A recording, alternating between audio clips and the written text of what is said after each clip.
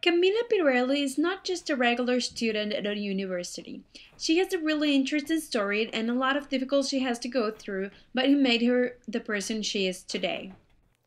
I started to play sports when I was 6 years old. Even though I was practicing different sports, swimming was my main motivation. After training for 6 years, I realized that in my country, Paraguay, I did not have a lot of opportunities to grow and get too far. That is when I decided to start training for track and field. That was not the only difficulty I had to go through. There were not enough facilities and equipment for me to train in the city where I lived, so I had to move with my brother to the capital city of my country, Asunción. This dream was inspired and encouraged by her mother. She competed as well when she was young, and she could see the potential her daughter had.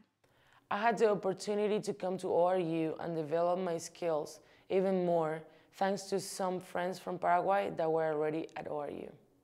One day I was reading on the news about this Paraguayan girl that achieved a gold medal in a tournament, and I was so proud of her, and I said, oh my gosh, I like this girl to be part of ORU, but I didn't know her, so I didn't have any idea how can I actually get to talk to her about ORU. But I was thinking about her the whole day, and then the same day I was eating at the cafeteria, and this guy from the track team came along and sat by me, and we were talking about Paraguay, and then he asked, how was the track team, if we have a track team in Paraguay, like a national team.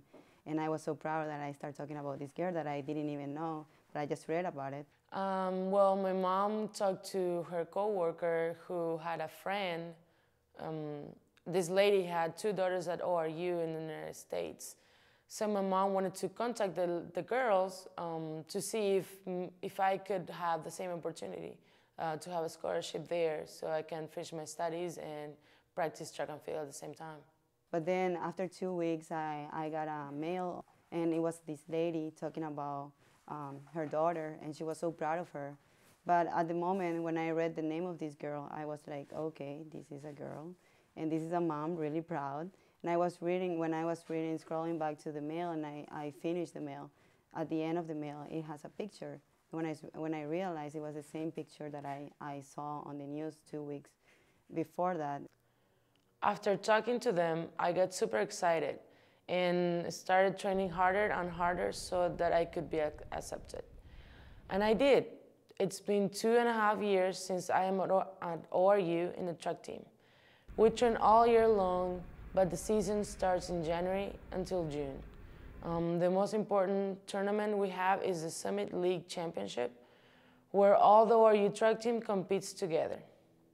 After 2 years of training, Camila had to go through another difficult situation.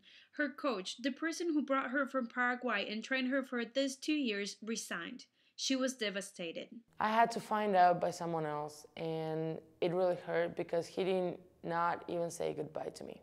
Although this was hard for Camila, she kept up with her normal routine on every practice.